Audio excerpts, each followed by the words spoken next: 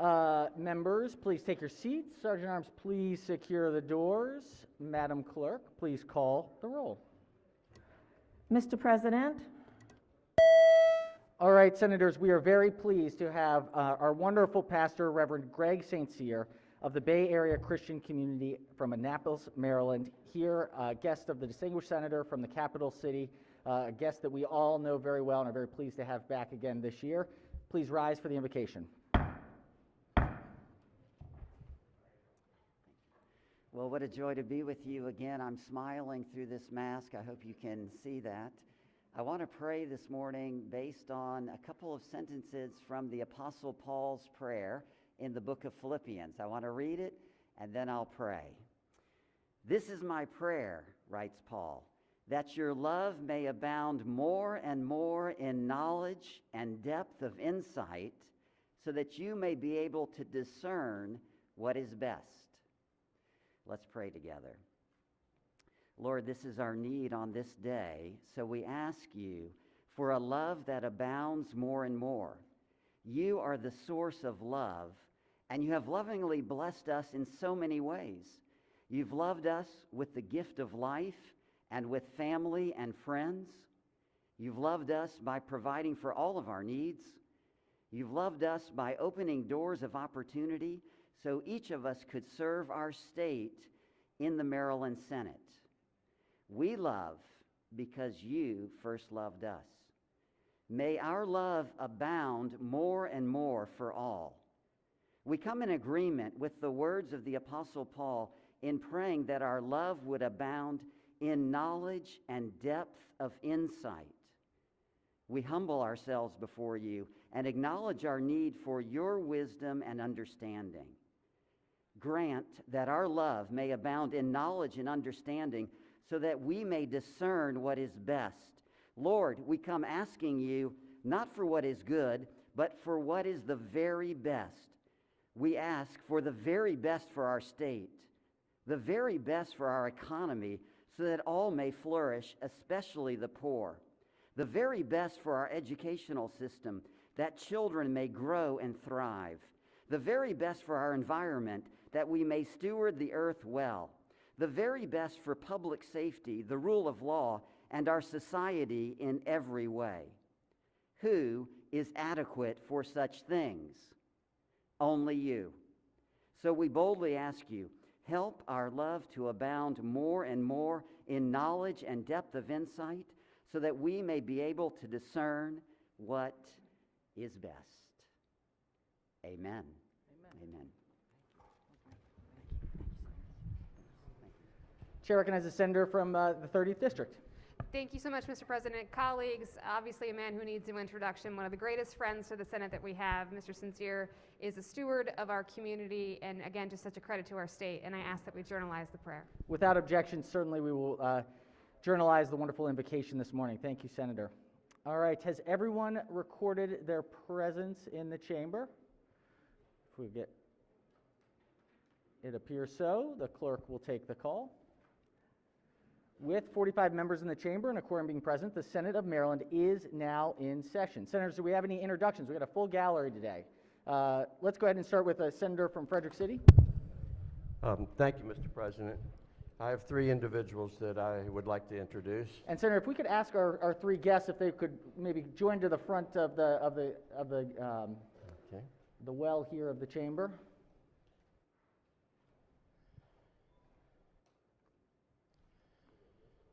Senator may proceed. Okay, thank you, Mr. President. My first introduction is a very long-time friend of mine, Guy Jochen. He is the executive director of Unesco's Center for Peace. Guy? Okay.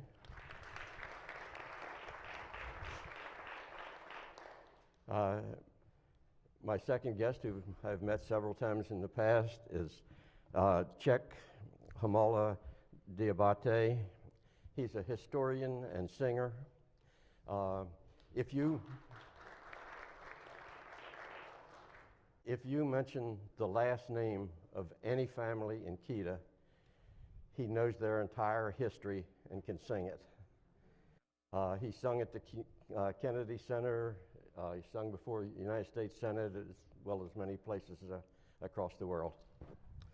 My third and final guest is Devate Maiga. He is the governor of Kiti in Mali. He is the people's governor. He puts a very strong emphasis on unity and culture and peace. This is his first trip to the United States, and wish you would welcome him. What country are they from? Thank you so much, Senator. Thank you all for being here with us. And Senator, would Okay. you like to join for a picture quickly? Certainly. I was asked what country? West Africa. West African, yes, right. No, we're so honored to have you join us today and see our government in action. We can all learn from each other. Thank you.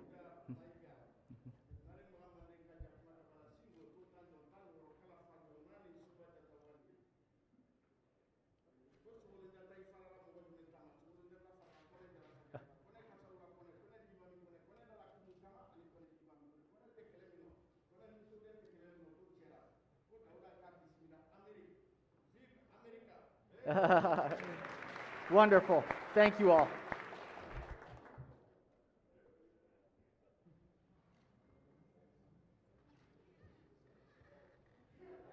All right. Excellent. Thank you all for being here. All right. Other introductions? We have other introductions? Chair recognizes the co-chair of the Protocol Committee. Thank you very much, Senators. Thank you, Mr. President. We have our student pages for the week who are still joining with us virtually. So I'm going to read off their names, and thank you all for introducing yourselves to them. For those young people that are coming from your areas, it's meaning so much. We get a lot of feedback, so it's very special. So first, from Worcester County, Chloe Candeloro, District 38C, Stephen Decatur High School. Kirsten Carpenter from Dorchester County, District 37B, North Dorchester High School. Kanae Holcomb, Hartford County, District 35B, Hartford Technical High School. Andrea Cornegay, Charles County, District 28, St. Charles High School. Yixon Leo, Montgomery County, District 16, Walter Johnson High School.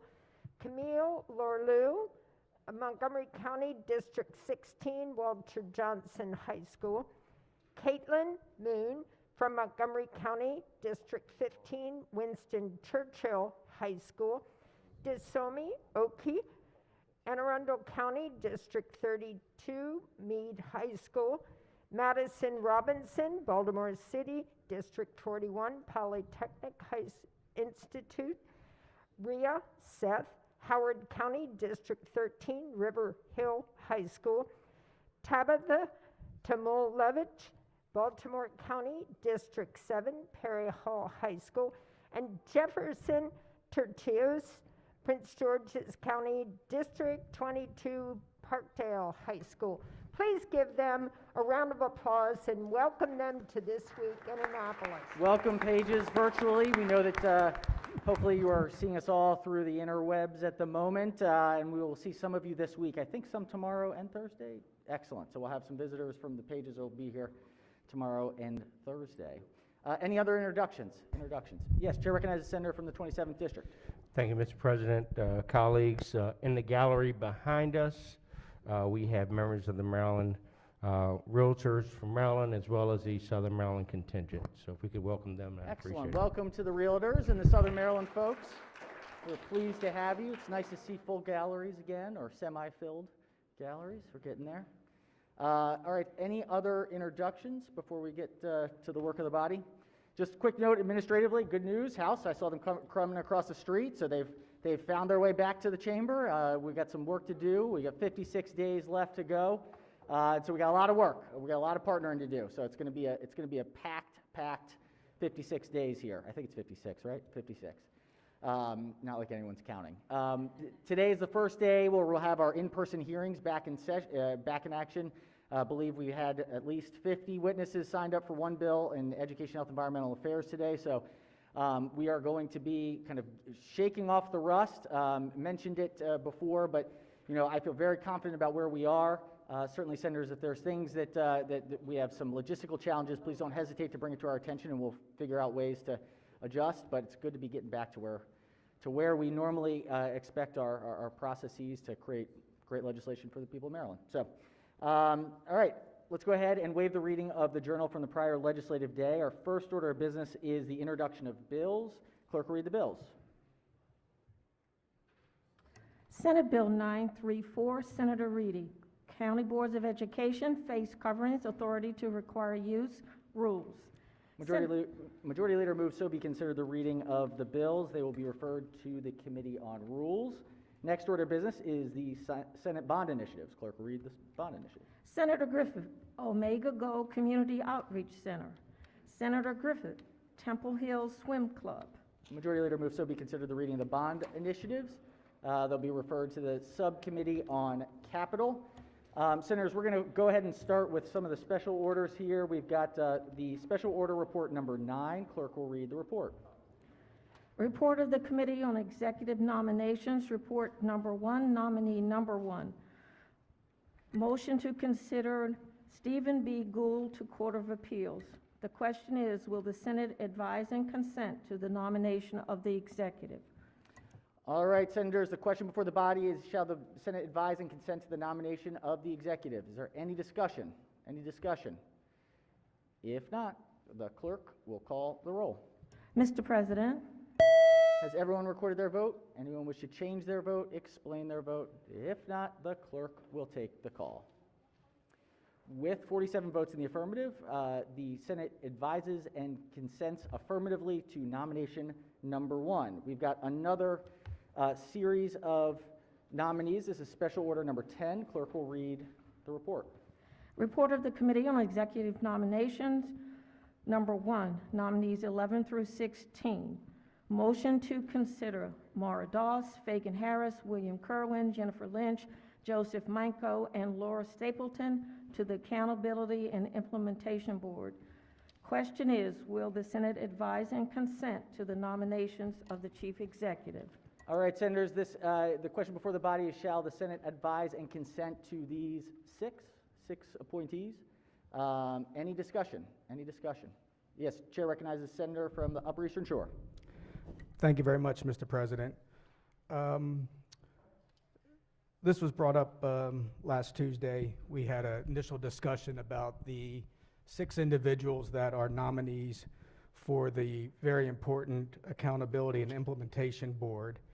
And I had several questions regarding the makeup of this board. Specifically, my questions were from a geographic perspective. I felt that the rural counties of Maryland were not represented at all on this 7-member board, of which 7 members come directly from the central part of the state of Maryland. Come to find out over the last week in researching this process that happened, that it wasn't just a few pissed off rural county legislators, but actually there's been an awful lot of conversation about this board and the makeup of this board. And my questions, if Mr. President, if I'm able to ask questions on this. Certainly, Senator, does the Senator wish to direct the question to a specific senator that may be? Would it be helpful if we did the senator who sat on the nominating commission? I think that would be most appropriate. Would the chair of EHE yield to the question? Senator may proceed.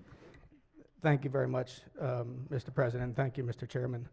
The questions kind of evolved around how the nominees were presented to the governor. And as I understand, through the legislation, there was a AIB Accountability Commission made up of two members from the Senate President, 2 members from the Speaker, 2 members from the governor. My questions are starting to, again, based on what I've seen, evolve around how these individuals were selected and presented to the governor. So I guess first and foremost, who was on this board? As you stated, there were 6 The Senate President named two. He named myself, and let me get all the names and have them all right. Shanacia Sauls. The Speaker nominated two. Let me just get that list in front of me. No.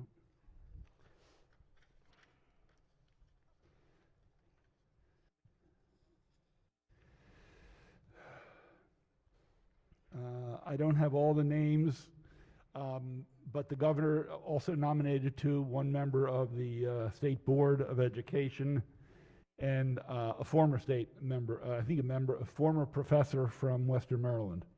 I don't have all the names in front of me. Okay, there's a screenshot in a publication that's out that has the members, and the name of them are not important, but I do want to ask a couple questions. Was there someone that represented the jurisdictions that are mandated to pay for this? Well, I think what's important, if I can give a little context. Sure. You know, this whole recommendation came from what was the Kerwin Commission, which recommended legislation which became the blueprint. And on the Kerwin Commission, you had the senator from the 38th District from the Eastern Shore. You had Dr. Karen Couch, the superintendent of schools of Kent County. You had Jack Wilson, Queen Anne's County. And then in Western Maryland, you had David Brinkley from Frederick Carroll. You had Bill Valentine from Allegheny. You had Gail Bates from Carroll and Howard County, former colleague of ours. You had Stephen Guthrie from Carroll County, and you had a number of people from Frederick County. Joy Schaefer, a board member. You had Leslie Pellegrino from Frederick County, and Senator Young. So in shaping and proposing the AIB, you had at least 7 or 8 or 10 people from the areas you've been speaking of. So they recommended not 23 members, or not 13 members the size of the State Board of Education, not 12 members the membership of the Higher Education Commission, not 21 members of the Board of Regents. They recommended a small, nimble, smart group of people of 7. Not one from each jurisdiction, but the number of 7. So that came from a group of people that included expansive representation from the areas you're very concerned about. And then, as you know, we debated this on the floor of the AIB. It was vetoed, so we actually had a second debate about this. And the governor had his opportunity to select 2 people, and he chose one from Western Maryland, I guess Western Maryland, I can't remember his county, and then another woman from Frederick County, from Montgomery County. To be on the nominating committee. Correct. So two from the president, 2 from the speaker, 2 from the governor. Correct. Okay. And so that committee, I think it was said the first virtual hearing that they had was on July 8th. Yes. And I think there were 254 people who viewed it publicly because it was done virtually. The first meeting, correct. And then by the end of August, is that when the names were submitted to the governor, the 9 nominees? Yes, the very end of August or one of the first days of September. And I would point out, Senator, the recommendations, the 9 names, was unanimous among all 6 of the nomination committee members. Okay. So immediately following that recommendation of these names to the governor, we had a little bit, I guess, a flurry of activity that came about that said that there was lack of representation on this board. The governor obviously sent a letter to the nominating committee. I understand he was also concerned about the lack of transparency in these meetings that occurred from July 8th until the nominees were put forward. Yeah, and Senator, I must tell you, the 42 or 43 people didn't want their names in public. Some are in other positions. They don't want to be concerned that it would be publicly, they would not be adopted or they could be rejected. So most personnel matters when selecting is done behind in executive session. And that was the perspective we took, because a lot of people wouldn't even have applied if they knew they were going to be rejected. And we had a high quality group of people, I have to tell you, many people who've held very significant positions and whose names are widely known across the state. So, you know, I've not been hiring lots of people over many years in my other life, but we wanted to make sure this was done and we respected the privacy of the people who applied. Well, I somewhat understand that, but the AIB in legislation is referred to as an independent state unit of state government, correct? I don't have it in front of me. We put independent. We chose not to give all of this authority to the State Board of Education for a multitude of reasons. And I think 24 of 25 members of the Kerwin Commission thought that was a good idea, that there were too many experiences, modus operandi of the existing board working with the 24 jurisdictions, that we needed to sort of break with that and have something independent that would have responsibility, authority, and accountability, which I said the other day. A lot of people decried when the Thornton Commission was passed, because some people said, and I don't agree with this, money was just thrown to the counties without any accountability. So we wanted accountability and independence from the state board. Okay, but who is the AIB accountable to? The legislature. Just the legislature? Yeah, and we actually, and this is very important, Senator, the blueprint for Maryland. Senators, excuse me, Senators, please. We have a debate going on the floor. Please, if we could. Senator, I think it's very important to acknowledge the blueprint laid out the 30 or 40 recommended actions that the 24 jurisdictions needed to take, which the Kerwin Commission said were vetted internationally and nationally as practices that, if followed, were going to improve outcomes for our students. There were formulas also adopted, and that was passed by this legislature. We do know the governor vetoed it, didn't like it.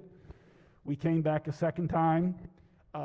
His veto was overridden. Some people supported his veto. So the directives, while allowing the locals to implement it with flexibility, laid out a framework and saying, this is how we're going to proceed. These are proven scientifically experiential practices that we think will improve outcomes in Somerset County, Dorchester County, Baltimore County, and Garrett County, as well as all the other jurisdictions. Okay, we're debating the bill a little bit. I'm more concerned with the process that the... But you said, what is the AIB accountable to? You said and it's accountable to the law, not to reinterpret the law, and the law was passed by this legislature. As we move forward, Senators, both, just as early on, Senator will ask a question, Senator will answer a question, we'll go back and forth. Just want to try to avoid any interruption in all cases. Thank you, my apologies. Thank you, Senator. No, please. Thanks. Okay, again, my concern is the processes that the nomination committee took in forwarding 9 names to the governor, of which he was then mandated to choose 7 of them to present before this Senate Executive Nominations Committee. Mr. President, as I had mentioned, I had concerns, my personal concerns and concerns that I had with others. There are also a number of concerns I have since read about that came up, and I just would like to see if I could ask a few questions on how those issues were resolved. One of the first comments that I see was written was from the Maryland Alliance for Racial Equity in Education. And they said, unfortunately, there are some significant oversights in the composition of the nominees. The lack of representation from Prince George's County, the second largest school district in the state with a student population that is more than 90% Black and Latino, is a glaring omission. I think that was followed up by a letter from Prince George's County executive. I won't read the whole letter, but she did say, while I appreciate that a representative from Prince George's Community College will be considered for the AIB, this individual is not a county resident, nor does she interact with our public schools on a daily basis. She ended the letter by saying, to ensure that the unique challenges we face are front and center as the AIB develops an implementation plan and then monitors how that plan is put into action, it is critical that we have a Prince Georgian who is familiar with our school system on the AIB. She ends by saying, I stand ready to work with your team to provide appropriate candidates for your consideration. So, Mr. Chairman, as a member of the executive committee or nominating committee, was this followed up on with County Executive also Brooks? Well, as not only a member of the AIB nominating committee, but also a senator from Prince George's County, would I have loved to have seen someone who lived in Prince George's County? Yes, but I understand I'm a state senator, not just a senator for the 22nd district, and we only had 7 slots. Every county did not get a slot based on geographic representation. And I would say with Dr. Das, she's worked for 29 years in Prince George's County Community College, beginning as an instructor in workforce development. She's assistant vice president for teaching, learning, and student success. And she's actually, her responsibilities are focused on training public school secondary teachers. So she probably has more experience and knowledge with the teaching force in Prince George's County as many other people. But Senator, and I know you'll probably have more of these, let me just mention, I think this is appropriate. The AIB nominating committee sent public announcements to 40 media outlets across the state. Eastern Shore, Western Mountains, the Central region. Obviously, it was linked on the front page of the MGA website. NACO, the Association of Counties, put it in their newsletter to all 24 jurisdictions. NABE, the Association of Boards of Education, included blueprint overall materials and the AIB to county boards of education. The State Education Association sent it out to all 24 jurisdictions. Baltimore Community Foundation sent it out to thousands of people. Strong Schools Maryland sent it out to over 10,000 or close to 10,000 people with representatives from every county on their list. So the other point I think is worth noting, this legislature discussed this twice.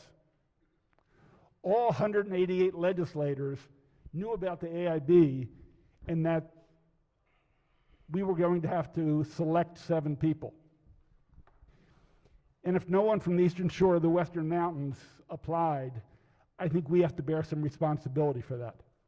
So we went to media, we went to counties, we went to boards of education.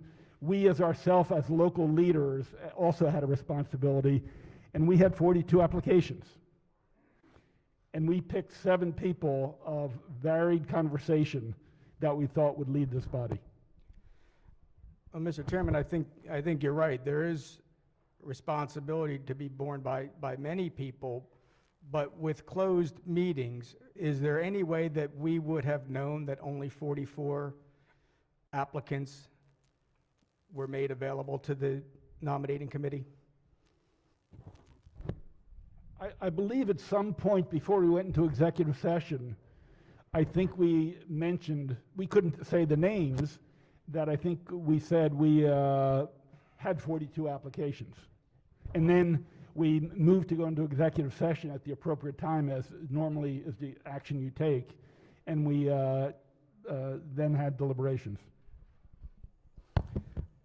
Okay, so let's say that many individuals did not keep up with their responsibilities to make sure there were more than 44 individuals that the nominating committee had the opportunity to choose from.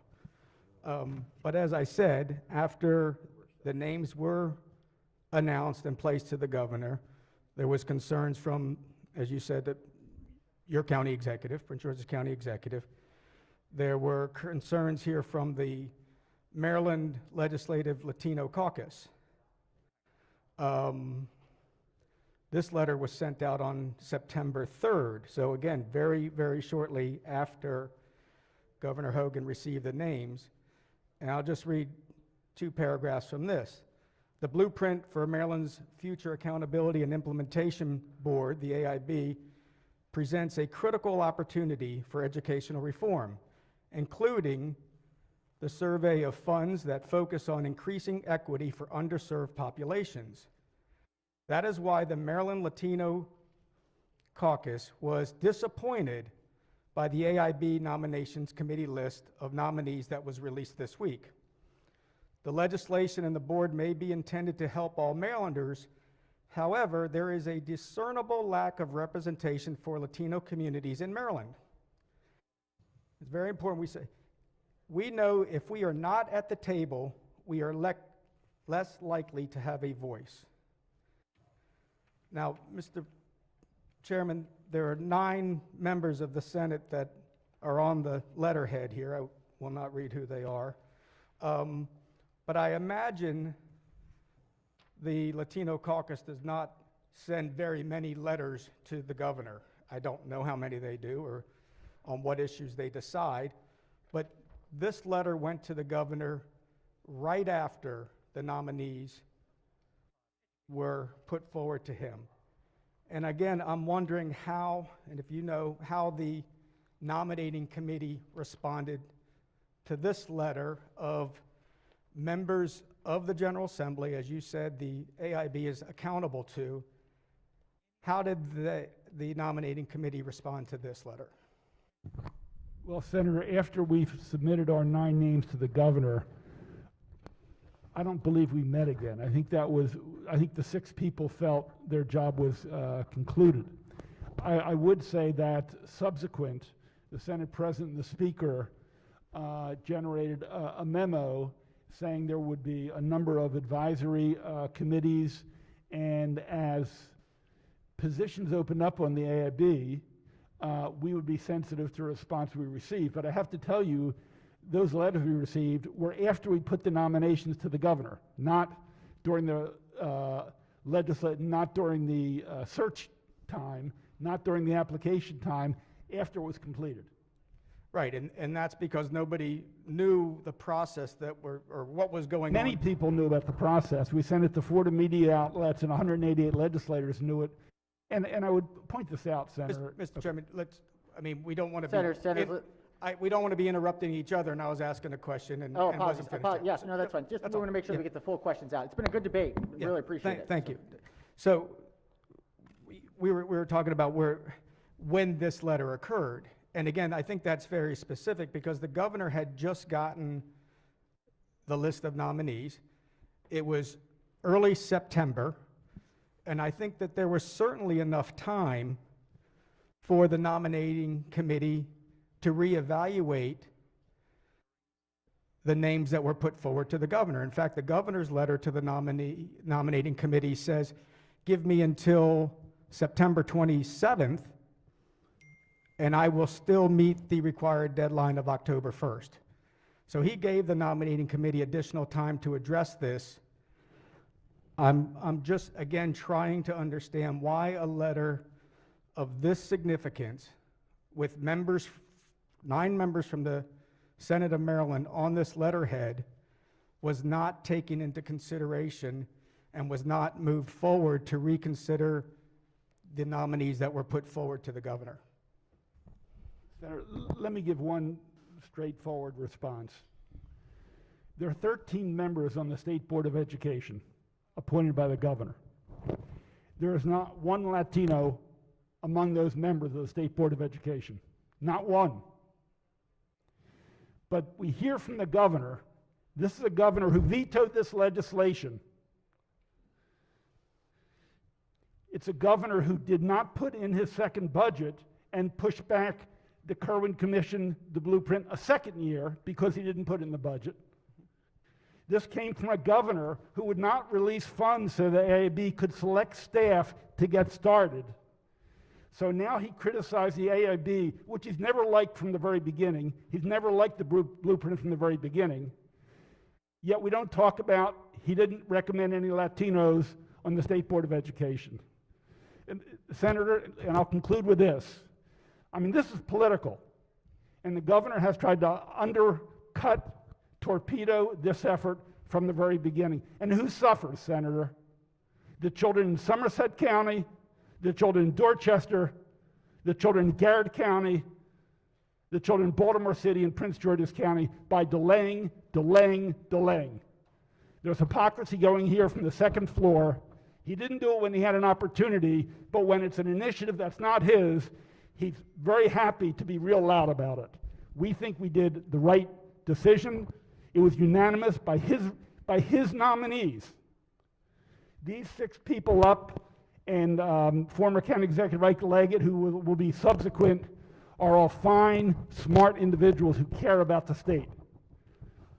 They are state commissioners of education, Britt Kerwin. There are people who are here not because of where they live. It's because of their thought and breath of caring about all children. And in the blueprint are formulas and policies that will help every child across the state that take into consideration the rural, urban, and suburban areas. Well, I appreciate the comments. There's a lot to unpack there. My first comment would be if there's comments about the State Board of Education that they can be addressed at a different time. This is specific to the 6 members that are before us on the AIB. And I'm sure that the governor has many reasons for not moving forward with certain aspects of that. And honestly, I don't think this was a surprise to anybody that this bill was vetoed. And if the governor has the ability to delay funding in order to have this conversation that we're having about the members, then so be it. But the fact of the matter is, regardless of the quality of individuals that you spoke of, and I'm certainly not discrediting any of that, I have a problem with how the nominating committee forwarded names to the AIB and how this body has not had an opportunity other than today to voice a concern, or at least to be heard, because they voiced concerns before and they were ignored.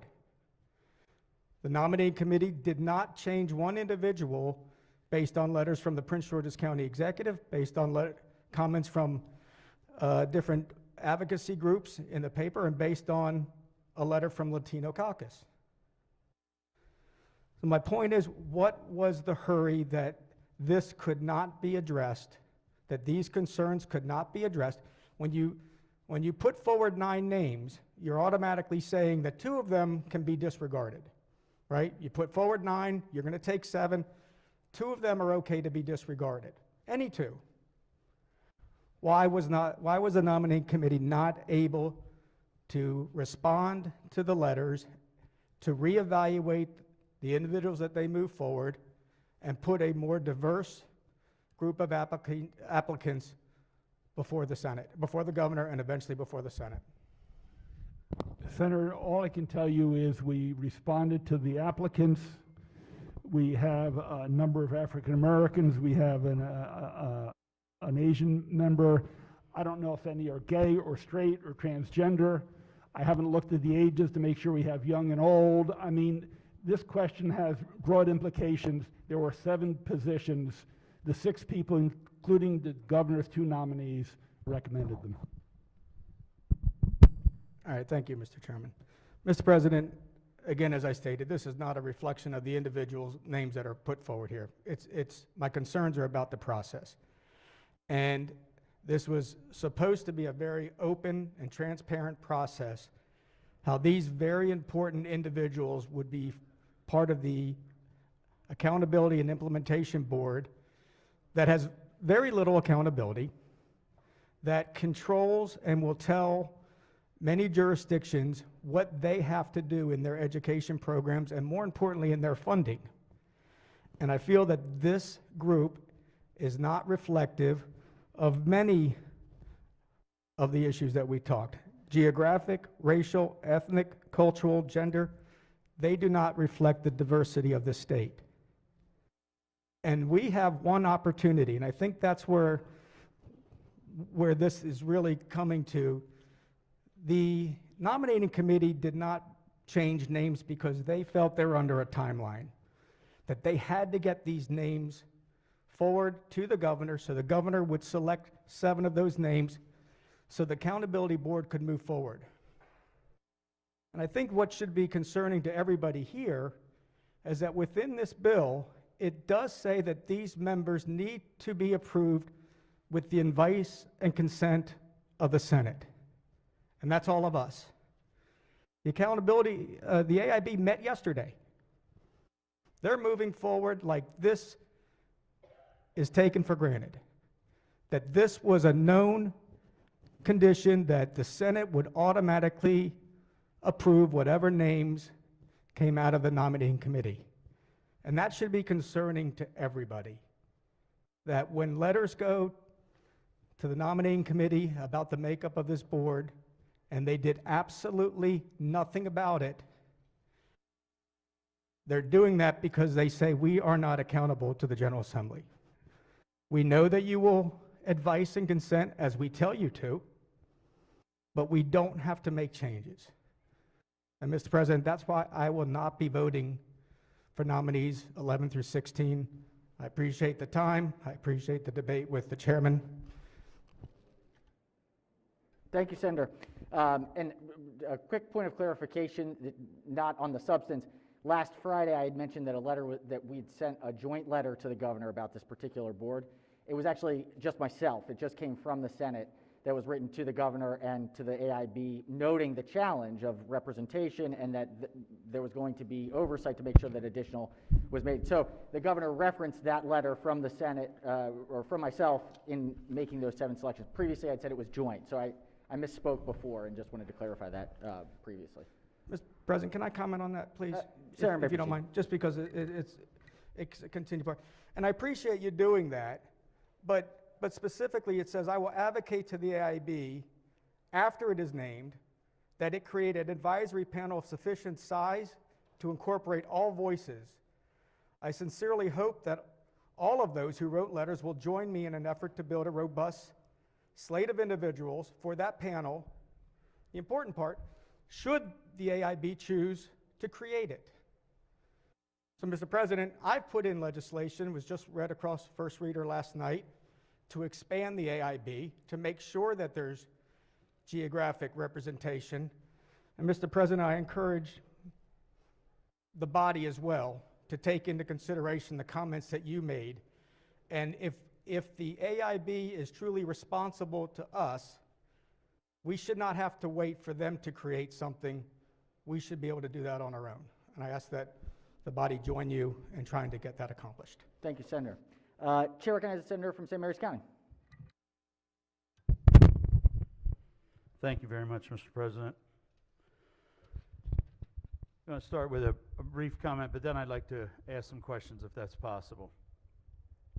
What I think I'm hearing here is that we're saying that if we discuss something on the floor of the Senate, and then a group sends something out to the media, that suffices in notifying our school systems, notifying our local boards of education about potential vacancies on the AIB board.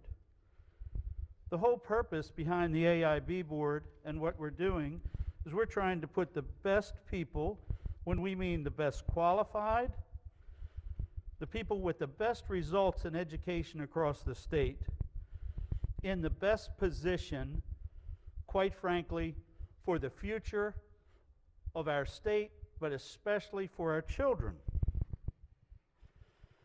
So when I heard this, I sent some letters after our discussion last Tuesday, and I sent one to the executive director of MABE. And I simply asked if they had reached out to any of the school boards, if they'd had any issue with the superintendents, so that they could have input and we could pick the best people for nominations 11 to 16. And I got back from the executive director that, for my information, neither that person nor the then Maine president received communications from the Blueprint Accountability and Implementation Board nominating committee regarding any recommendations or vacancies on the AIB board. Right? So then I reached out to my superintendents. I have two superintendents, Calvert and St. Mary's. Both of them replied back. Have their replies if you bear with me. That they were not contacted at all, at any point, by the Accountability and Implementation Board Committee referenced these vacancies. They had no idea. So I know that they are familiar with what we're doing here, and I know they're familiar with the blueprint. But we should take a minute to reach out to them and say this is very important for the future of our children. And we should be looking forward to that, and we should have people from our rural areas. So I do have a few questions for the chairman. Will the chairman yield? Senator may proceed. In the light of putting our most qualified and best people on this board, I wanted to just clear up some of the confusion that I have about how these nominations were put forward. Did the nomination board, are you aware, other than the communications that I have, that they notified the local school boards or superintendent about the nominating process? The Maryland Association of Boards of Education were notified, and it was our understanding that NABE sent that out to the 24 jurisdictions. The Maryland Association of Counties was also notified. They put it in their newsletter. And staff, like I said, the 40 outlets, I assume it includes Southern Maryland and Salisbury and the other newspapers and TV stations. It was on the website. And I don't have the list in front of me of the contact list that the staff utilized, but they did it to wherever they could. And yeah. So so you heard what I just said.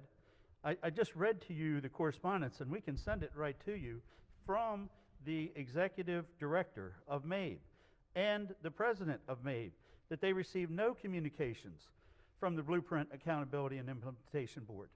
That didn't happen. I would contest that, Senator. Well, that's one of the points, and I want to continue with some questions. That's one of the points, colleagues, that I want to make. If these are the people that they are saying reached out and said, put your best people here, and they respond to correspondence and say, we never did that, right, and we never had any, then that is significant. I don't have all the details. I have NACO put it in Conduit Street newsletter July 13th, so all the county officials who read it. Look, we can't guarantee that someone reads their email or that they read the newsletter of the organization with which they belong. I mean, we can't go into every school in every neighborhood and say, you better apply. I mean, there is some personal responsibility here. We did the best we could with the resources we had. The governor clearly knew about this. He appointed 2 people to the nominating committee. I'm not sure what outreach the governor did. Do you know what outreach the governor did on this? Well, the question is about what the nominating committee did. Senator, the senator doesn't have to necessarily respond to, or I mean, it's not on behalf of the governor, so just want to not necessarily go back and forth, but just get facts on the table. Thank you. Moving forward, did the nominating board, when they were evaluating people for this committee, did they look at school systems with the highest graduation rate? No, we looked at individuals who applied. We didn't look at the hundreds of schools across the state. We looked at the people who applied and their knowledge of policy and what we thought they would do in implementing the law of this legislature, and whether they would embrace the blueprint and ensure that it's implemented. And the implementation allows flexibility. But we didn't want people to select people who didn't embrace the law of this land We wanted to make sure they implement it with fidelity because it was driven by proven public policy. That's what we looked at. We didn't look at schools. We looked at the 42 people who applied. So somewhere there's a yes or a no, or whether you looked at the highest. Senator, when a senator has the floor, the senator is not expected to say yes or no. That's an inappropriate question or response. Okay, thank you. Did we look at the school systems with the highest teacher retention? If there was an applicant who proved that they had successful experience in applying public policy and implementation and dealing with accountability, we clearly looked at that. We had some superintendents, former superintendents, we had principals, we had elected leaders, we had all kinds of people. Among these folks, there's one who was a principal for a number of years and had a very good track record on a more modest scale. That person had great results, so we took that in consideration. We could only deal with what they submitted to us in terms of their CV, their curriculum vitae, and their accomplishments. Just a couple more questions. Did you happen to evaluate individuals who were currently involved in virtual learning experience? People that are teachers that are working with this right now. We actually selected a teacher, and the governor rejected that teacher. Did you evaluate people with children in the school system, people that are familiar with the problems that are existing today? No, because I think that could end up being discriminatory based on age. In other words, would that mean if someone's older, they shouldn't be considered? So I can't tell you that we looked at what age their children were and whether they're attending schools. Thank you very much for your responses. The last thing that I wanted to point out was in the applications for the Accountable and Implementation Board. It talks about selecting highly capable and experienced members to serve on the Accountability and Implementation Board is critical to be successful implementation of the blueprint. We should be looking at people that are successful in our school systems, not picking people that are yes people because they supported the blueprint. We get better because of the fact when there is a little bit of resistance. That is how we move things forward, right? And by completely ignoring school systems that have the highest teacher retention, have the highest graduation rate in this state, right, and not even reaching out to them is a shortcoming. Mr. President, I will be voting against this. Thank you. Thank you, Senators. All right, question is on the 6 nominees. Is there any further discussion? If not, the clerk will call the roll. Mr. President, Has everyone recorded their vote? Anyone wish to change their vote, explain their vote? Mr. President? Oh, ring the bell, yes. Chair recognizes the senator from Prince George's to explain his vote. All right, Chair, in explaining his vote, just want to say thank you to members of the Senate. This was a very thoughtful and meaningful debate. And at the end of the day, it's one of the most important issues that we all deal with, public education of our children, and how do we make sure that the reforms that we have are accountable. And so there's a reason that it's contentious. And so we've got a lot of work moving forward. Appreciate the issues that were raised, and we'll be helping as we move along through the session. All right, clerk will take the call.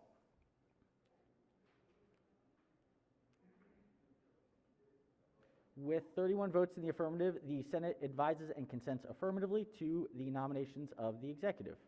All right, we have one more special order. This is another executive nominations. The clerk will read the report.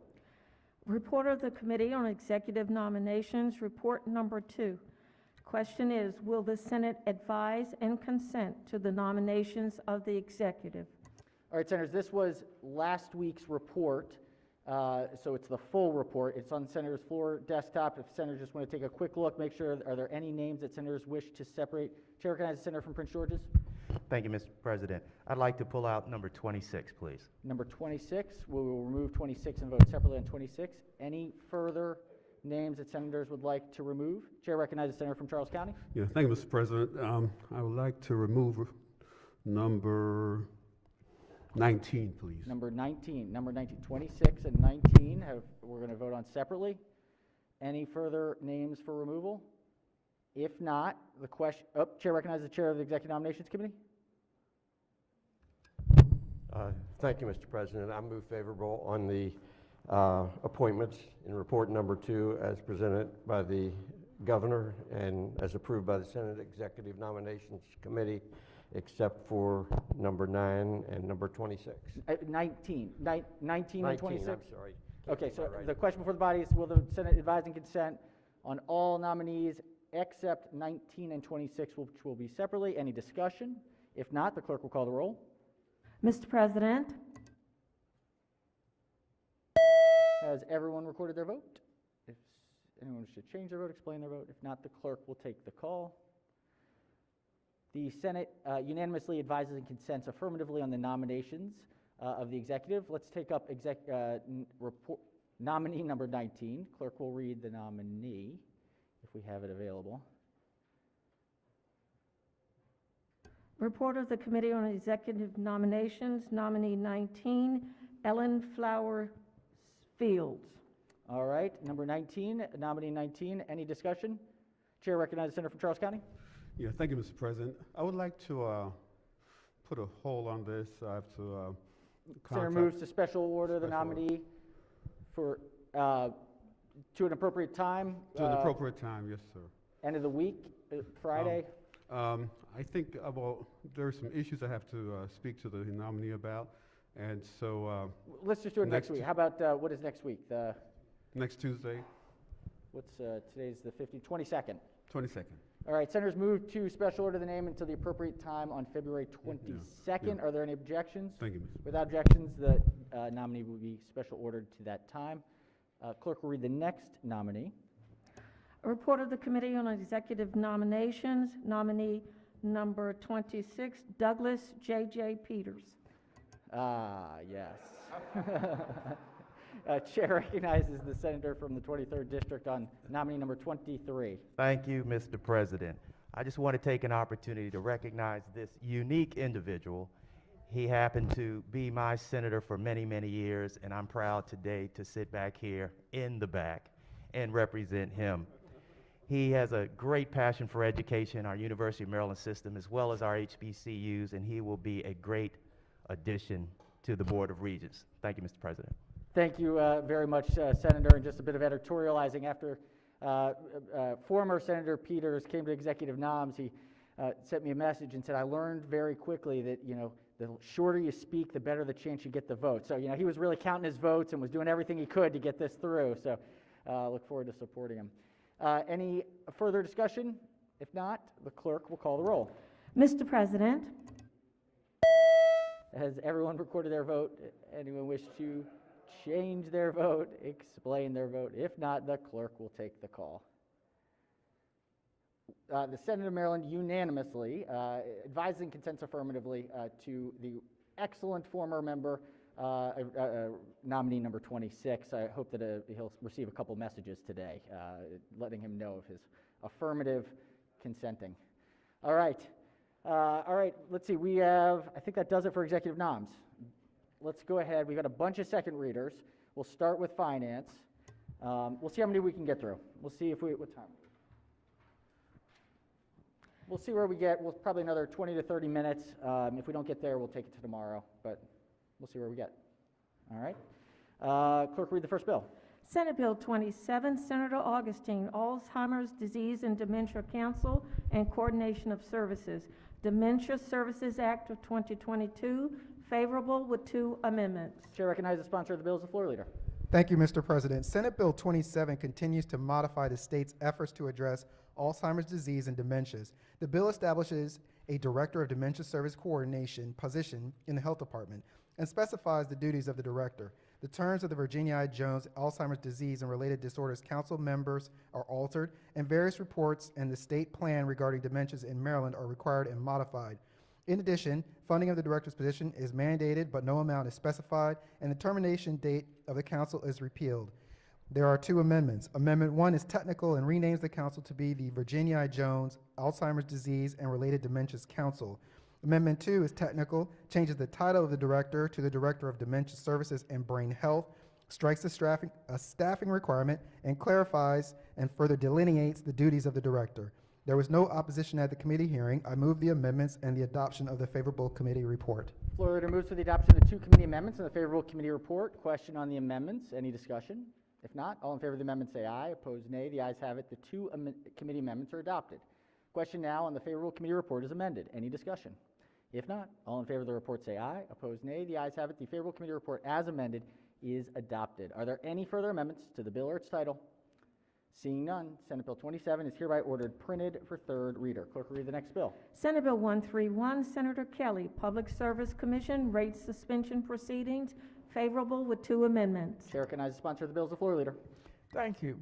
As amended, Senate Bill 131 authorizes the Public Service Commission, PSC, to suspend a new rate or a change in rate proposed by a public service company for 180 days after the proposed effective date, and further authorizes the PSC to extend the suspension for up to an additional 90 days if the filing is for an alternative form of rate making for a public service company.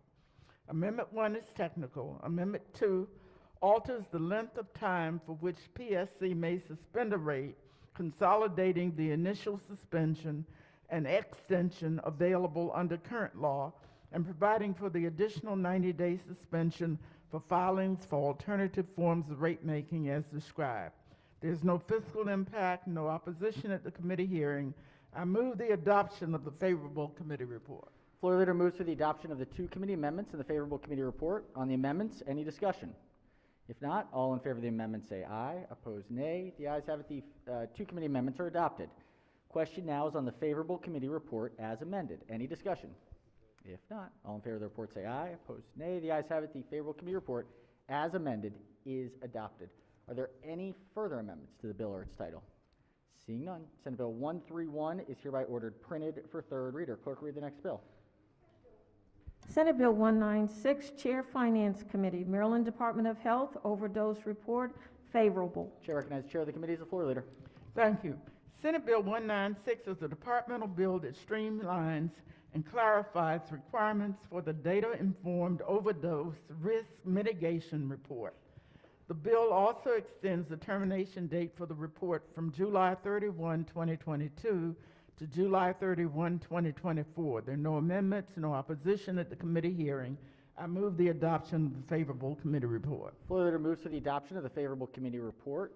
Questions on the report? Any discussion? If not, all in favor of the report say aye. Opposed, nay. The ayes have it. The favorable committee report is adopted. Are there any amendments to the bill or its title? Seeing none, Senate Bill 196 is hereby ordered printed for third reader. Clerk, read the next bill. Senate Bill 242, Senator Hershey, Maryland Department of Health System for Newborn Screening Requirements, favorable with two amendments. Chair recognizes the sponsor of the bill as the floor leader. Thank you very much, Mr. President. Ladies and gentlemen, Senate Bill 242 requires that the Maryland Department of Health's newborn screening program to screen for each condition listed in the United States Department of Health and Human Services Recommended Uniform Screening Panel, or RUSP. As introduced on or after January 1st, 2023, the department must include any core or secondary condition to the state's newborn screening panel within 2 years after the condition is added by RUSP. Amendment number 1 is technical and adds sponsors. Amendment number 2 specifies that only uniform screening panel core conditions be included in and added to the state's list for screening newborns. There was no opposition at the committee hearing. I move the amendment and the favorable committee report. Floor leader moves for the adoption of the two committee amendments and the favorable committee report. On the amendments, any discussion? If not, all in favor of the amendment say aye. Opposed, nay. The ayes have it. The two committee amendments are adopted. Question now on the favorable report is amended. Any discussion? If not, all in favor of the report say aye. Opposed, nay. The ayes have it. The favorable committee report is adopted. As amended is adopted. Are there any further amendments to the bill or its title? Seeing none, Senate Bill 242 is hereby ordered printed for third reader. Clerk will read the next bill. Senate Bill 252, Senator Kelly, Commissioner of Financial Regulation, Enhanced Consumer Protection and Enforcement Tools, favorable. Chair recognizes the Chair of the Committee as the floor leader. Thank you. Senate Bill 252 prohibits regulated non-depository entities and persons, such as mortgage lenders and debt collectors, from advertising or making representations that are false, misleading, or deceptive, or engaging in acts that are unfair, deceptive, abusive, or injurious to the public. It also prohibits such entities from engaging in anti-competitive practices, such as a lender imposing as a condition for a loan a restriction on obtaining credit, property, or service from a competitor. These restrictions are similar to ones in current law applicable to banking institutions. There are no amendments, no fiscal impact. I move the adoption of the favorable committee report. Floor leader moves for the adoption of the favorable committee report. Any discussion? If not, all in favor of the report say aye. Opposed, nay. The ayes have it. The favorable committee report is adopted. Are there any amendments to the bill or its title? Seeing none, Senate Bill 252 is hereby ordered printed for third reader. Clerk will read the next bill. Senate Bill 257, Senator Bido, Public Service Commission, reporting requirements, favorable. Chair recognizes the sponsor of the bill as the floor leader. Thank you, Mr. President. Senate Bill 257 alters the date by which the Public Service Commission must report to the General Assembly each year regarding net metering. It moves the date from September 1st to November 1st and eliminates a separate reporting requirement related to customer education about retail energy customer choice. There are no amendments, no physical impact, no opposition at the committee hearing. I move the amendments and the adoption of the favorable committee report. Floor leader moves for the adoption of the favorable committee report. Chair recognizes the Vice Chair of Education, Health, and Environment Affairs. Yeah. Would the sponsor of the bill, floor leader, yield, please? Pierce, Senator may proceed.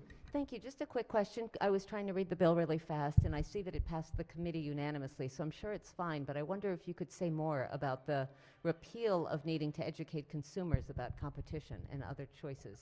Thank you. It just eliminates a separate reporting requirement relating. It's not that it repeals it, it's in another place. So consumers will still learn about other options for getting energy? Yes, they will. Super. Thank you so much. All right.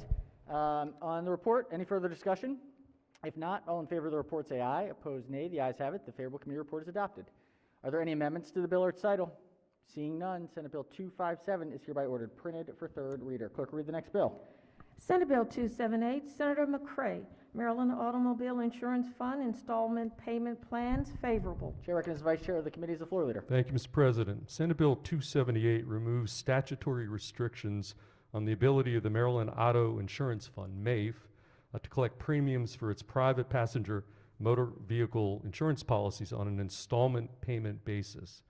Under current law, MAIF policyholder must pay a certain percentage of premium as a down payment, and there are limits on the number of installments that may be offered under a plan under the current law. Under this bill, MAIF is subject to the same provisions of law applicable to other insurers when offering installment payment plans. And approving MAIF's plan for accepting premiums on an installment payment basis, the Maryland Insurance Commissioner must consider certain factors, such as the overall affordability of the installment payment plan in comparison to other payment options available to the policyholder. There were no amendments, Mr. President. The bill passed 10-1 in the committee. I move adoption of the favorable committee report. Floor leader moves for the adoption of the favorable committee report. On the report, any discussion? If not, all in favor of the report say aye. Opposed, nay. The ayes have it. The favorable committee report is adopted. Are there any amendments to the bill or its title? Seeing none, Senate Bill 278 is hereby ordered printed for third reader. Clerk will read the next bill. Senate Bill 283, Senator Washington, Department of Human Services, Electric Universal Service Program, eligibility, favorable with 2 amendments. Chair recognizes the Chair of the committee as the floor leader. Thank you. Senate Bill 283 requires the Department of Human Resources, DHS, to authorize Electric Universal Service Program, EUSP benefits for an electric customer who who does not meet the eligibility requirements for the federal low-income home energy assistance program, which has more onerous documentation requirements. Amendment 1 adds a sponsor. Amendment 2 clarifies the applicability of current eligibility requirements for benefits. There was no opposition at the committee hearing. I move the amendment and the adoption of the favorable committee report. Floor leader moves for the adoption of the 2 committee amendments and the favorable committee report. On the amendments, any discussion? If not, all in favor of the amendment say aye. Opposed, nay. The ayes have it. The 2 committee amendments are adopted. Question now is on the favorable committee report as amended. Any discussion? If not, all in favor of the report say aye. Opposed, nay. The ayes have it. The favorable committee report as amended is adopted. Are there any further amendments to the bill or its title? Seeing none, Senate Bill 283 is hereby ordered printed for third reader. Clerk, read the next bill. Senate Bill 293, Senator Biden, Insurance, Title Insurance Producers, Annual Review, favorable with 1 amendment. Chair recognizes the sponsor of the bill as the floor leader. Thank you, Mr. President. Senate Bill 293 repeals a requirement that a title insurer conduct annual insurance producer reviews on site and instead allows the reviews to be done at the place of business of the title insurance producer, remotely using mail, overnight delivery, or electronic means, or through a combination of both on-site and remote method. The bill also repeals the requirement that reviews address policy, blank inventory, and processing operations, and instead requires reviews to address policy issuing and processing operations. The amendment clarifies a reporting requirement applicable when an annual review uncovers suspected statutory violations. The suspected violations must be reported to the Maryland Insurance Commissioner in the report of the review prepared by the title insurer in a form and format created by the Commissioner. There is no fiscal impact. There was no opposition at the committee hearing to the bill as amended. I move the amendment and the adoption of the favorable committee report. Floor leader moves for the adoption of the 1 committee amendment and the favorable committee report. On the amendment, any discussion? If not, all in favor of the amendment say aye. Opposed, nay. The ayes have it. The 1 committee amendment is adopted. Question now on the favorable committee report is amended. Any discussion? If not, all in favor of the report say aye. Opposed, nay. The ayes have it. The favorable committee report as amended is adopted. Are there any further amendments to the bill or its title? Seeing none, Senate Bill 293 is hereby ordered printed for third reader. All right, let's go to Budget and Tax, report number 3. Clerk, read the first bill. Senate Bill 174, Chair Budget and Taxation Committee, Mortality and Quality Review Committee, Duties, Reports, and Data, Sunset Extension, favorable. Chair recognizes the President Pro Tem as the floor leader. Thank you, Mr. President. Senate Bill 174 is a departmental bill that extends the termination date by 10 years to December 31st, 2032, of provisions related to the Mortality and Quality Review Committee. This committee's purpose is to prevent avoidable injuries and deaths and to improve the quality of care provided to persons with developmental disabilities and to make recommendations to the Secretary of Health regarding actions to prevent avoidable injuries or death. There are no committee amendments. Move the adoption of the favorable committee report. Floor leader moves for the adoption of the favorable committee report. Any discussion? If not, all in favor of the report say aye. Opposed, nay. The ayes have it. The favorable committee report is adopted. Are there any amendments to the bill or its title? Seeing none, Senate Bill 174 is hereby ordered printed for third reader. Clerk, read the next bill. Senate Bill 192, Chair Budget and Taxation Committee, State Procurement, Minority Business Enterprise Program, Reauthorization Extension, favorable. All right, Chair recognizes the President Pro Tem as the floor leader. Thank you, Mr. President. Senate Bill 192 is also a departmental bill. This bill extends the termination date for the state's Minority Business Enterprise Program by 2 years until July 1st, 2024.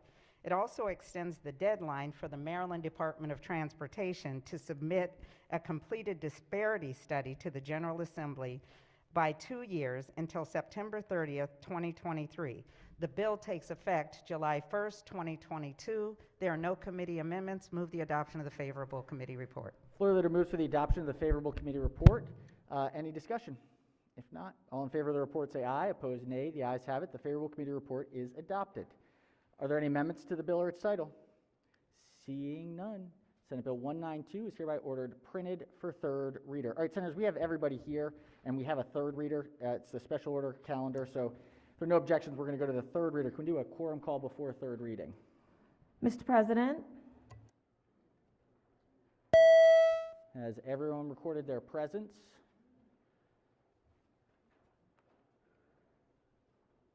If so, the clerk will take the call. With 47 members in the chamber and a quorum being present, Senate of Maryland remains in session. This is Special Order Calendar 12. Clerk will read the bill. Senate Bill 163, Senator Kagan, Election Law, Ballots, Processing, and Reporting Procedures. This is an emergency bill. All right, Senator, Senate Bill 163 is on third reader for final passage. This is an emergency bill. Chair recognizes the Minority Leader on the bill. Yes, thank you, Mr. President. And many bills are complex that come out on the floor, and I appreciate people getting up and helping, especially energy or crime bills. This is a complicated bill. Those who sat on the committee, we talked about it for quite a while. And as it came out on the floor, I still had some questions, and I brought it up to the floor leader. Went through it, got some questions answered, and still wasn't satisfied. So I went to the Board of Elections and asked them similar questions. And I talked about security process and then what happens in the canvass process with this new piece of legislation. And if you recall, we talked about a scenario where John Smith was a voter, somebody fraudulently signed their ballot or put a scribble and put that in, what would happen to that ballot, and then what would happen to John Smith when he came to Election Day. I went back and listened to the discussion, and it said that ballot would have been rejected and John Smith would be able to get voted and have it count. As I went back and talked to the Board of Elections, looked at the law and looked at what regulations and policy exist today, came to find out that's not accurate. The ballot would be accepted, and when John Smith actually showed up to vote, their ballot would have been a provisional and then eventually rejected. So when I looked at the data, there's been a couple million ballots actually in the last couple years sent in. So I went back and I said, other than not signing the ballot, out of those millions of ballots, how many have been rejected because the name didn't match, it was just a scribble, or whatever? And out of those millions of ballots, not a single ballot was rejected because they don't look. So we've changed our process to be a mail-in ballot. I think she have said 61% now. And we haven't changed our law to keep up with the security of it. And we put forward an amendment that said, let's just take a sample of the audit, and just give us some confidence that what's coming in is actually accurate, so that those that come to election know that their votes count and won't be rejected later. And this body rejected that amendment, and they said that, signature verification is not a good idea. But I find that really interesting, because when I looked at all the other states that do this, it's not a partisan issue. It's not Republican or Democrat. It's about security, ensuring our elections have integrity. So I looked at what other states did signature verification. California, Oregon, Washington State, Illinois, New York, New Jersey, Massachusetts. I don't think they're trying to disenfranchise their voters. It's about security. And then what we've also changed here is the process. When do you count the ballot? This bill comes in and says, let's count the very first legal ballot that we receive. And now we're counting ballots early now. So if you get a fraudulent ballot that we're not checking for, that will be accepted in this process. And the person who is actually the voter comes in, their ballot will be rejected. We've changed the process. And is that really what we want to do? Do we want to say if somebody puts a fraudulent ballot in, they get priority? We're going to accept theirs. Even if somebody comes in later and says, I'm the voter. Sorry, it's rejected. We've already counted it. I think we can do better. I don't think that's what we're trying to do here. And for those reasons, I cannot support this bill. Thank you. Thank you, Senator. Chair recognizes Senator from the 36th District. Thank you, Mr. President. Could the floor leader yield for a question, please? Will the floor leader yield? Appears so. Senator may proceed. Thank you very much. I want to make sure I understand exactly what the minority leader just said with respect to that. If somebody shows up at the poll and the poll worker finds out that a mail-in ballot was already received, the person at the poll cast a provisional ballot? Correct, that's unchanged. It's okay. So what is the change that occurred in the bill from latest to first? So rather than seeking fraud under every bush, let me do a really well-intentioned voter who sends in their ballot in the mail and then is worried that there are delays in the post office. And so just to make sure, because she or he really wants their vote to count, they show up during early voting or on election day because they really want to make sure a ballot counts. And maybe they've even checked online to see the status of their ballot, and maybe it hasn't been counted yet. And that way, they will be casting, because they've requested a mail-in ballot, they will be asked to vote provisionally, and they will make sure that that provisional vote is legal, so in case there's a curing problem, in case they had not signed their oath, that they will at least have kind of the backup plan. If a valid ballot comes in first, it should be counted first and not the provisional ballot. So in your scenario, everything was fine. Let's say that in a scenario where something happened and a fraudulent ballot was sent in, again, because Maryland is not a signature state, right? So we do not check that ballot against anything. That ballot comes in, an individual shows up at the poll, and now there's this confrontation between the poll worker and that individual because the individual is saying, I haven't voted yet. And they're saying that you can, but it's going to be a provisional because we already have a ballot from you. And that individual says, no, you don't. I haven't voted yet. So this promotes mail-in voting over in-person election day voting? This replicates much of the process that worked very well in 2020 and is at the request of the Maryland Association of Election Officials, which represents all 24 jurisdictions. Okay, but in my scenario...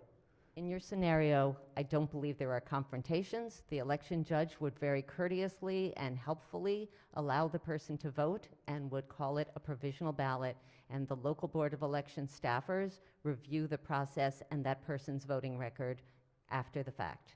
Right, but because of this change in the bill, we're now saying that the first one counts, but not the real life in-person. The first legal ballot is the one that counts.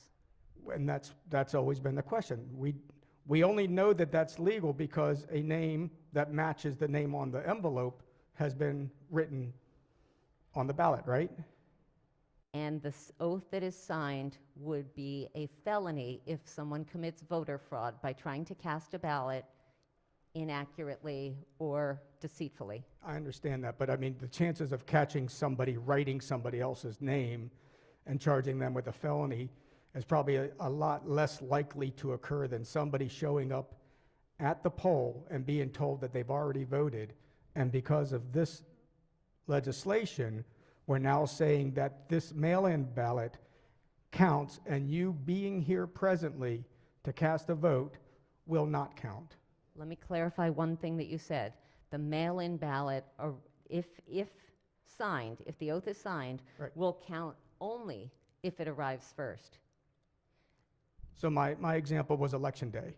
So let's assume that any of these mail-in ballots are received before election day, and that's why I think this bill is going. It's trying to take away the importance of voting on election day. It's trying to say that that is the last valid vote that will occur. That if something is mailed in and then you show up, we're going to count the mail-in ballot and not you actually being present. Yes, so this is unchanged, and it's wonderful that we live in a democracy that voters can choose the method of voting that works best for them. They can vote at home, they can drop it off in a drop box, they can put it in the U.S. Postal Service, postage paid now in Maryland. They can show up to early vote, they can show up on election day, but the bottom line is we want to encourage people to vote. Of course, we all do, but I would I would object to you saying this is unchanged when I'm looking at the bill and it says that you're striking latest and you're putting first. The provisional ballots have always been the backup plan. That's if there's not another ballot that is legal and can be counted. The importance of this bill is that it allows a ballot to be what's called cured. If the ballot oath has not been signed, that ballot would not be counted.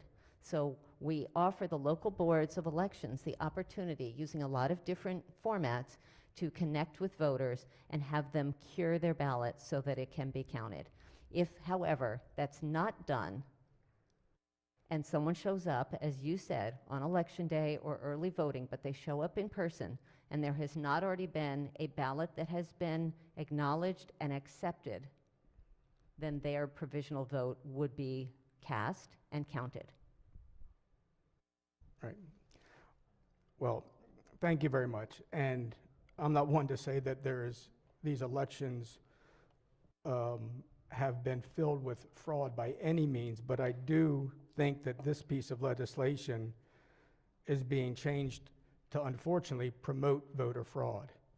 And by taking a ballot that simply requires a signature that is not checked over an actual person voting, I don't think that's the way that this body should be going forward with making election law changes. So with that, Mr. President, I will be voting against this bill. Thank you, Senator. Chair recognizes the Senator from District 10, followed by the Senator from District 5. Thank you. Colleagues, I just wanted to react to the concerns that some of our colleagues are raising about signatures and whether they look right. I'm an 85-year-old married to an 87-year-old, and he no longer has the same signature that he had some years ago. He's got tremors in his hands now. And sometimes when he even goes to write a check, he has to do it 3 or 4 times. He sits at the kitchen table and writes it so that the check will look as close as possible to the way it used to look, so he doesn't have trouble when he gets to the bank. This happens to old people vote in higher numbers than young ones do. A lot of people's signatures change over time. Thank God that the people want to vote, they care about the elections, and they're going out. Don't make it harder for old people whose hands get tremors in them to vote. I won't say more, but just think about it. In a little while, if God blesses you long enough, it might be you. I feel that. All right. Chair recognizes the Minority Whip. Thank you, Mr. President. And my friend, the Chair of Finance, does raise an interesting point about signatures and signature verification. I think our objection that we're raising, that several of our colleagues have raised here, is that there seems to be a lack of any verification at all, other than checking perhaps voter registration records. But we're transitioned in this state, and other states have as well, some have not. We've transitioned to a mass mailing of ballots, of ballot requests to every voter. And then people can get a ballot. Once they've signed up, they get a ballot sent to them every election, every 2 years. We have instances, anecdotal, but people I know other people I've talked to on this floor that have had relatives or friends that their dead mother who's been dead for 5 years is still getting requests, even getting ballots sent to them. So it isn't to say that there would be hundreds of thousands of people casting fraudulent ballots, but it would be, as the minority leader pointed out, the idea that there's not been a ballot rejected, there wasn't one ballot rejected, I question that there wasn't one single ballot turned in that wasn't followed. And when we talk about a fraudulent ballot, let's take that word out of it for a minute.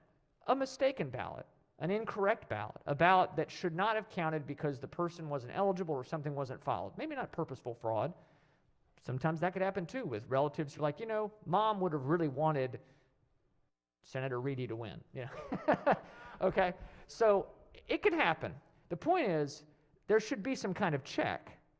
And that's why the amendment that was offered before I thought was good, to say let's audit a sampling of these, and if we find a problem, we audit more. I don't think you can ever have a problem with that. So I understand the need for trying to make things more smooth. I understand some of the things in this bill regarding curing. If you get a ballot and somebody didn't sign the oath, you know, I'm not the kind of person who wants to say let's not give that person an opportunity to fix that. But if we're going to count a ballot once we get it, and we're not checking really anything other than against the voter rolls, which anecdotally have been found to have lots of mistakes in them. People can, you know, people are getting absentee mail, they're getting mail for somebody that's passed away or that's moved long ago because it's an imperfect system. We ought to have some kind of check. And right now, because once a ballot gets to the Board of Elections and they count it, and then that same person who, hey, maybe they sent it and forgot they sent it, but they show up on election day and file a provisional ballot and they say, I did not vote, I did not vote. What's the remedy? Because we don't allow people to go and investigate their ballot once it's in the possession of the State Board of Elections, and I'm not suggesting that we should allow everybody to walk into the State Board of Elections and look around, or the County Board of Elections and look around. But the point is there's an opaqueness to the whole process once there's the old black box theory you always heard about in sociology, is like inputs go in and then stuff comes out. And so people, it lends itself to conspiracy theories. It lends itself to people feeling like they don't have a voice or being frustrated. And again, you can't tell me there wasn't one bad ballot cast in this state in 2020. When I say bad ballot, again, I'm not even saying purposeful fraud. You just can't tell me that there was not one ballot that there's not a proper checking the system. And so what we're trying to say is let's slow this process down. This bill, to me, there's a lot of issues with it. Trying to summarize what my colleagues have said, there needs to be more clarity and there needs to be better security so that we know that votes are cast legally. Every legal vote, every person that's allowed to vote should be able to have their vote cast and counted, but we should have some kind of check system to make sure that if we're not going to do signature verification, we could do other types of verification that's available. But it's a big issue that a ballot's going to be counted with no real check on it, and then someone can show up and say, but I didn't send that in, and there's really no way to adjudicate that at all. So that's the objection to this bill, and it's why I'll be voting no. Thank you, Mr. President. Thank you, Senator. All right, Chair recognizes the floor leader, followed by the senator from District 19. Thank you, Mr. Chair. Mr. President, I just want to clarify a couple of things that the senator from District 5 mentioned. First off, ballots are not being mailed willy-nilly to everyone. That happened in the 2020 primary. A lot of us thought that was a good idea. There were some problems. There were some outdated issues. And so in the general election, the governor changed it so that somebody had to ask for a ballot to be mailed. Some of you might have heard that I had a ballot mailed in the primary from the woman who sold me my house 5 years earlier. I notified the Board of Elections. That person did not vote. I ripped up the ballot. I took it to the Board of Elections, all that. If I had said, ooh, I think she would have wanted to use the senator's example, I'm sure she would have supported me. I could have been vulnerable to election fraud. So that will not happen. I just got a note from the Board of Elections. There was no election fraud of any sort in Maryland that was discovered. There was apparently one instance with a father-son with the same name. So it is not a problem that we need to solve. There is no change in this bill related to election signature verification. So the senator from District 10 was exactly right about that. And the last thing I want to mention, because we haven't talked about this on the floor yet, there's a national organization called ERIC. And forgive me, I am forgetting but it's like the Electronic Records Information Center or something pretty close to that. It's a national organization, and Maryland was one of the earliest members. And so dead people, so death records moving to another state, Not everybody notifies their Board of Elections when someone dies or when they move to another state. Eric swaps that information across state lines, and so as to help us maintain an accurate voter database. This is a good bill. It helps move us to the 21st century and allows people the convenience of voting as they like. Thank you. Thank you, Senator. I think we passed that bill, didn't we? To do Eric? Didn't we pass a bill about that? No, it was an opt-in. All right, Chair recognizes the senator from District 19. Thank you, Mr. President. I appreciate that. And I think the good senator, the floor leader, just addressed a couple of the comments that I was going to offer, because quite frankly, we heard about the millions of ballots that were cast, and yet none of them were challenged. I will also proffer to you, and I believe the floor leader just got that feedback from our Board of Elections, that out of those millions of ballots that were cast, there was no reason to believe that there was any fraudulent activity with those millions of ballots, because the system functions and it works. Nationally, there have been several significant studies into this specific issue. And out of all of the states that have mail-in voting, the number of challenges, just inquiring the question as to the potential for fraudulent ballots, was 0.00001%. So the fact of the matter is, we may hear a lot of hype and hyperbole about voter fraud related to mail-in voting, but the fact of the matter is, it is completely invalidated. There is nothing that has ever been documented in any way, shape, or form that offers any insights as to the possibility of this being problematic and increased voter fraud. What this will do is ensure that our democracy functions at its highest level by providing every one of our residents who's a registered voter the opportunity to participate in our democracy and cast a ballot. That's why I will be very comfortably putting a green vote up. Thank you, Mr. President. Thank you, Senator. Are there any senators who have not yet spoken who wish to speak? If not, the chair recognizes the minority leader. Thank you, Mr. President. It's been a good debate here. When I look at legislation, I really start trying to look at what's the balance. And we all want increased voter access. I don't think you'll get anybody in this chamber saying they don't.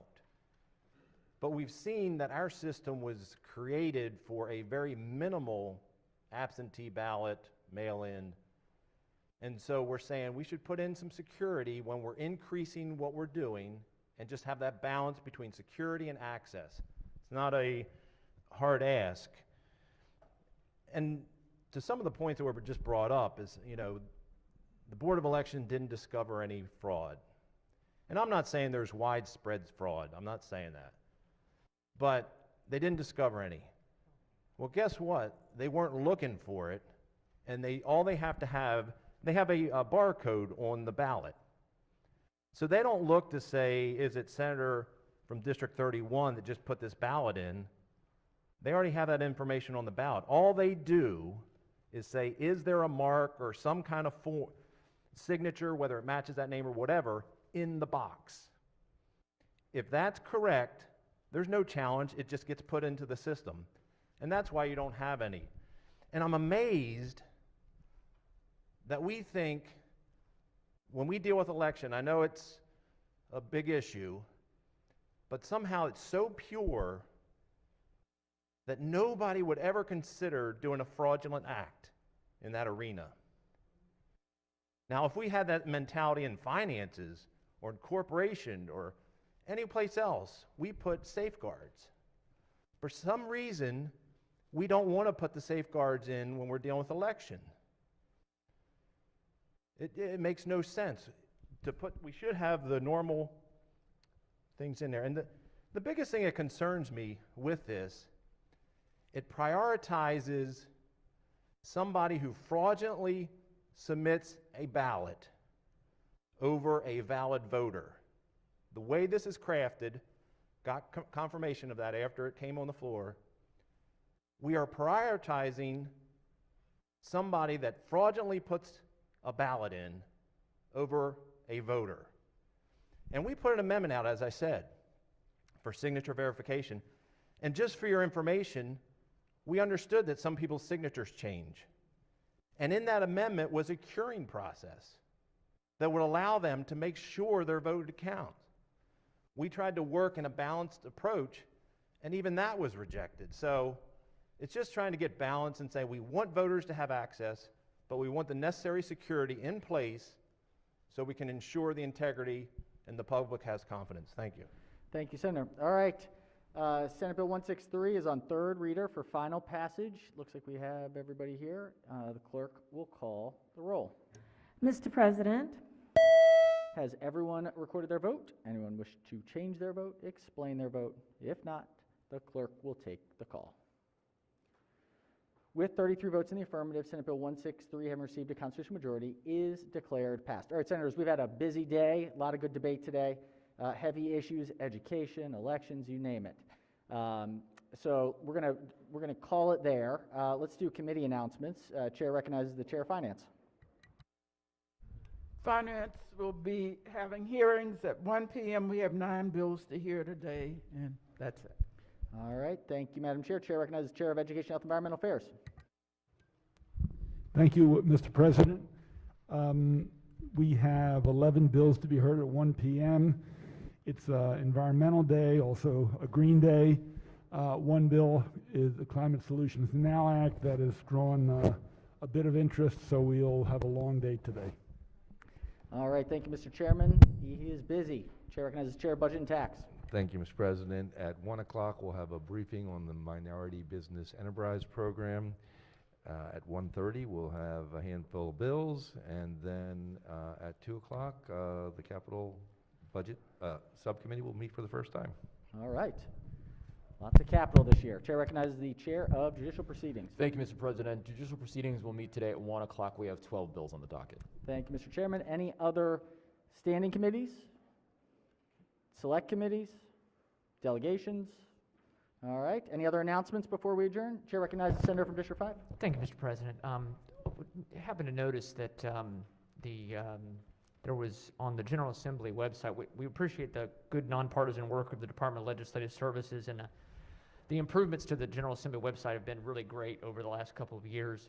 We did notice that, the announcement on child care that you and some of your colleagues had recently is on the front page of the General Assembly website.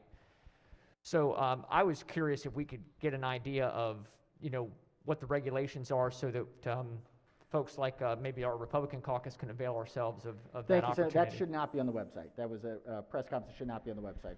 Don't know why it's there. Okay. Well, I look forward to the conversation later. Thank you, Yep, Mr. President. thank you. Thank you.